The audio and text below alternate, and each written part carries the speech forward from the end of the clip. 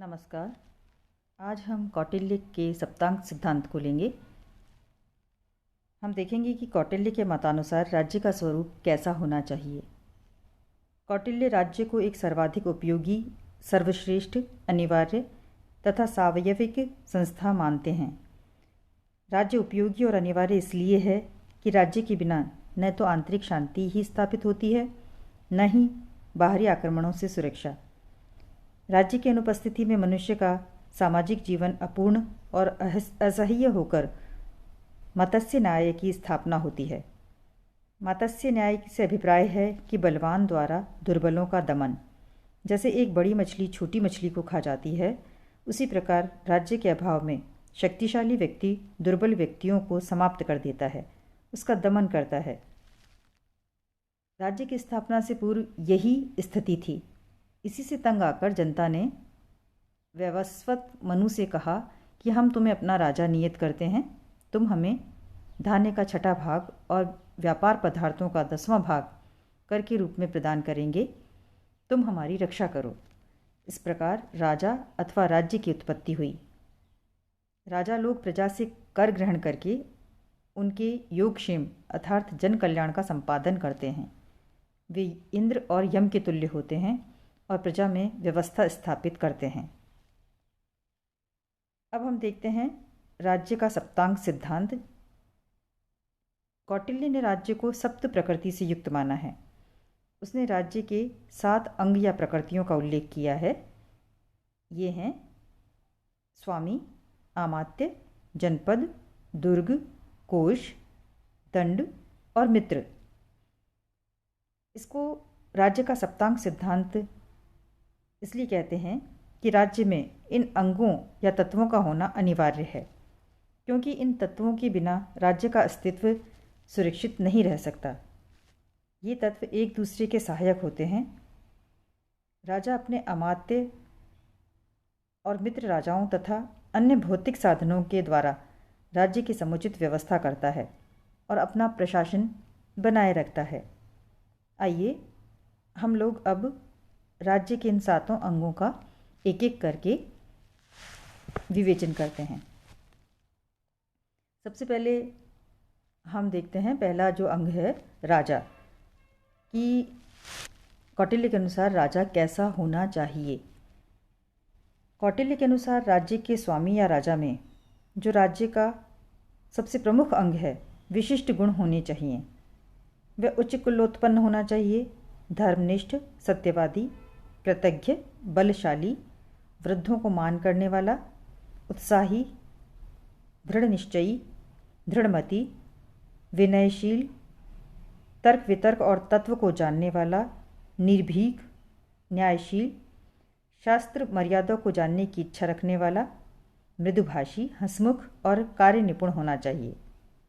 उसमें सार गर्भित बोलने की क्षमता, हाथी घोड़े पर सवारी करने और शस्त्र चलाने की योग्यता, उपकार तथा अपकार में यथा योग्य बर्ताव करने की कुशलता, विपत्ति के समय राजा का पोषण करने की क्षमता, संधि विग्रह का सम्यक ज्ञान, शत्रु की दुर्बलताओं को जानने की योग्यता, राज्य कोष में वृद्धि करने की क्षमता, दुर्भिक्ष आदि आपत्तियों में प्रजा में धन और अन्न के समुचित वितरण करने की सामर्थ्य होनी चाहिए। वो काम, क्रोध, मोह, मद, अहंकार, ईर्ष्या, द्वेष आदि दुर्गुणों से मुक्त होना चाहिए। यहाँ पर हम देखते हैं कि कौटिल्य ने राजा के इंद्रिय निग्रह पर अधिक बल दिया है। उसके मत में इंद्रियों को वश में न रखने वाला चक्रवर्ती राजा भी शीघ्र ही सर्वनाश को प्राप्त होता है। इस प्रकार राजा में न केवल राजा के ही गुण आवश्यक हैं, वरन श्रेष्ठ व्यक्तियों के भी गुण उसमें होने चाहिए। दूसरा जो अंग है वो है अमात्य। अमात्य यानी कि राज्य के अधिकारी और कर्मचारी। यहाँ पर हम ये जान लें कि अमात्य और मंत्री एक नहीं हैं। मंत्री अलग होते हैं और अमात्य हैं वो एक तरह से अधिकारी वर्ग है। जिस तरह से वर्तमान के अंदर आधुनिक लोकतंत्र के अंदर हम नौकरशाही को देखते हैं, वही नौकरशाही है उसका ही एक रूप है वो अमात्य हैं, जिसके अंदर के आते हैं राज्य के अधिकारी और कर्मचारी। कौटिल्य के अनुसार राज्य के समस्त कार्यों की सिद्धि अमात्य से ही संभव है। राज्य के कार्यों में सहयोग देने के लिए अमात्यों का होना अनिवार्य है। इसलिए राजा को विद्या, बुद्धि, विवेक, साहस, नीति निपुणता, स्वामी भक्ति आदि अनेक गुणों से युक्त व्यक्ति को अमात्य पद पर नियुक्त करना चाहिए। राजा को देश, काल और राजकीय पद के कर्तव्यों को ध्यान में रखते हुए उपयुक्त अमात्यों को नियुक्त करना चाहिए। राजा को उन्हें अपना मंत्री नहीं बनाना चाहिए, बल्कि उनको अधिकारी ही रहने देना चाहिए। इस प्रकार कौटिल्य ने अमात्य और मंत्रियों में भेद किया है। अर्थशास्त्र में अमात्य के कई गुणों और कर्तव्यों का उल्लेख है, जैसे राजकर संग्रह करना, राज परिवार की सुरक्षा, जनपद तथा दुर्ग आदि की सफलता, अपराधियों को दंड देना आदि। साथ ही राजा को अनेक गुप्त विधियों द्वारा अमात्यों की समय समय पर परीक्षा लेना चाहिए। आइए अब हम सप्तांग के तीसरे अंग की तरफ चलते हैं। तीसरा जो अंग है वो है जनपद।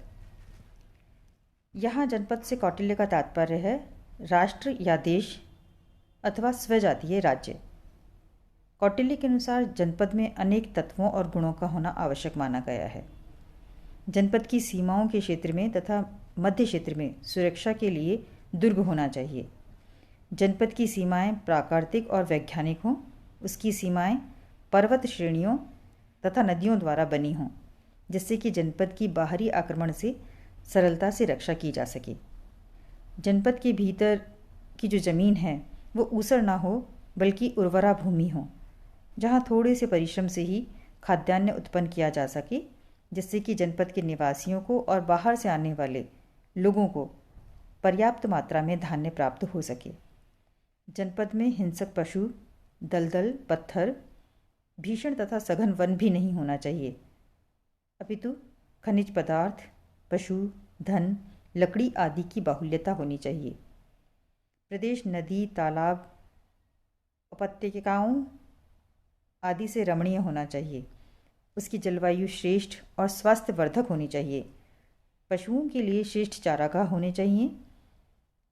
जनपद में जल और थल मार्गों से यातायात व आवागमन की सुविधाएं होनी चाहिए। जनपद के निवासियों को राजभक्त, पवित्र और शुद्ध हृदय वाला होना चाहिए। उनमें राजदंड और राज्य के करों की सहन करने की शक्ति होनी चाहिए। कृषक परिश्रमी और भूमि कर देने की सामर्थ्य रखने वाले होने चाहिए। राजा को जनपद की वृद्धि करने के अनेक प्रयास करने चाहिए। उसे ऐसे गांव बसाए जाने चाहिए जिसमें 100 घरों की जनसंख्या हो, जिनमें कृषकों और शूद्रों का बाहुल्य हो।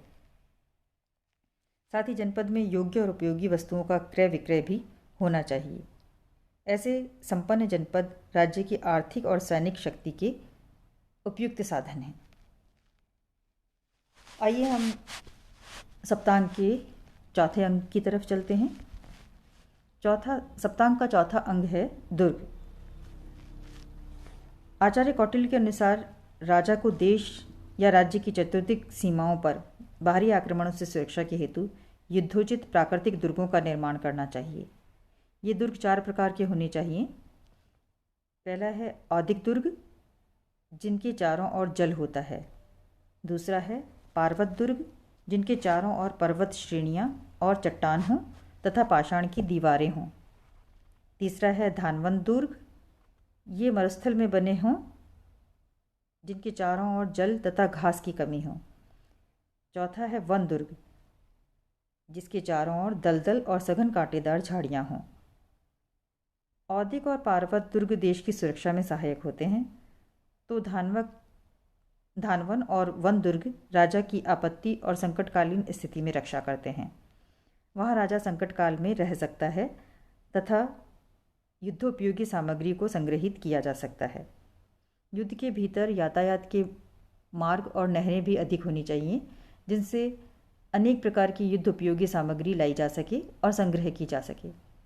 दुर्ग में विभिन्न प्रकार के भवन और द्वार होने चाहिए, जिससे राजपरिवार और सैनिकों के निवास की समुचित व्यवस्था हो सके। युद्ध, आंतरिक शांति और शत्रु से सुरक्षा दुर्गों पर ही निर्भर है। इस तरह से कौटिल्य ने दुर्ग को बहुत ही महत्वपूर्ण माना है। आइए अब हम जो 5वें अंग की तरफ चलते हैं, जो बहुत ही महत्वपूर्ण है। ये है कोश, यानी कि राज्य के समस्त कार्यों का आधार कोश होता है। साधारण, असाधारण, सुखद और दुखद आदि समस्त परिस्थितियों के लिए कोश उपयोगी होता है। इसलिए राजा को सर्वप्रथम कोश पर विचार करना चाहिए। कोश राजा के पूर्वजों द्वारा संग्रहित और स्वयं राजा द्वारा धर्मानुसार संग्रहित किया जाना चाहिए। कोश में पर्याप्त मात्रा में धान्य का छठा भाग, प्रचुर मात्रा में सोना, चांदी, अमूल्य रत्नों का संचय होना चाहिए।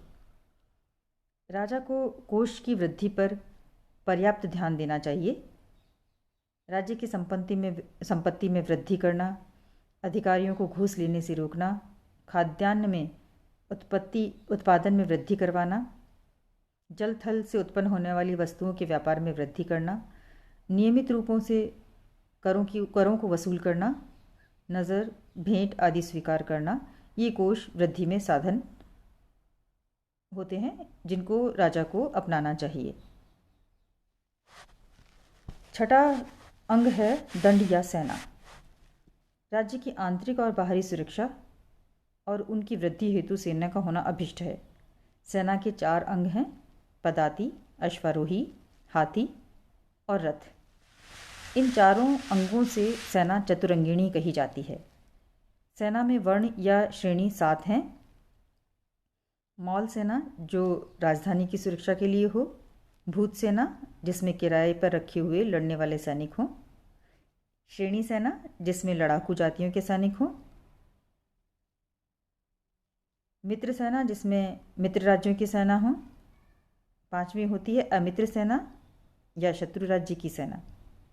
छठी है अटवी सेना, जिसमें अन्य जातियों के सैनिक हों, यानी कि आठविक, यानी आपके राज्य के जो सीमाओं के क्षेत्र के सैनिक हैं वो हों। जिसमें औत्साहिक सेना, जिसमें राजा से स्वीकृत या अस्वीकृत नेतृत्व विहीन लूटमार करने वाले सैनिक हों। तो इस तरह से दंड या सेना, ये सेना होती है। उसके अंदर उसके सेना में 4 श्रेणियां हैं चतुरंगिणी सेना की। सेना में ऐसे वीर साहसी सैनिक हों जो पितामह की परंपरा से चले आ रहे हों, जो अनुशासनबद्ध और प्रशिक्षित हों। सेना पूर्ण रूप से युद्धों के अस्त्र शस्त्रों से सुसज्जित होनी चाहिए। सैनिकों के पुत्र और स्त्रियों के निर्वाह का राज्य की ओर से ऐसा प्रबंध होना चाहिए जिससे वे सदा संतुष्ट रहें। विशेषतः जब सैनिक रणस्थल पर जाएं, तब उनके परिवार के भरण पोषण की अत्यंत संतोषप्रद व्यवस्था राज्य के द्वारा होनी चाहिए। अंतिम जो सप्तांग का अंग है वो है मित्र। शांति के समय राज्य की प्रगति में और अशांति तथा संकटकालीन स्थिति में राज्य की रक्षा में मित्र वर्ग की सहायता या सहयोग प्राप्त होता है। कौटिल्य के अनुसार मित्र वर्ग ऐसा होना चाहिए जो पितृ या पितामह के क्रम में चले आते हों। वो कृत्रिम ना हों, स्थिर स्वभाव के हों, राजा के वश में रहें, जिनके साथ कभी भेदभाव ना हो, जो सदा राज्य के हितैषी हों तथा राज्य के सभी छोटे बड़े कार्यों में सहयोगी और सहायक हों। लोभी, क्षुद्र, संकीर्ण विचार वाले, अन्यायपरायण, व्यसनी, आलसी, वीरता रहित, भाग्यवादी, संकट के समय सहायता नहीं करने वाले, ऐसे लोग मित्र नहीं हो सकते। इसलिए राजा को मित्रों का चयन करते समय बहुत ही सावधानी बरतनी चाहिए। तो यहाँ हमने देखा कि कौटिल्य का जो सप्तांग का सिद्धांत है वो बहुत ही एक तरह से महत्वपूर्ण और कह सकते हैं कि बहुत ही श्रेष्ठ सिद्धांत है। राजा का ये सप्तांग सिद्धांत कौटिल्य से पूर्व भारतीय राजनीति शास्त्र में प्रचलित था। महाभारत, मनु और शुक्र ने भी इसे माना है। तो ये सप्तांग सिद्धांत वैज्ञानिक नहीं अपितु परंपरा पर आधारित है। आज का हमारा चैप्टर है वो यहीं समाप्त होता है। उम्मीद है कि आपको ये सब समझ में आया होगा। धन्यवाद।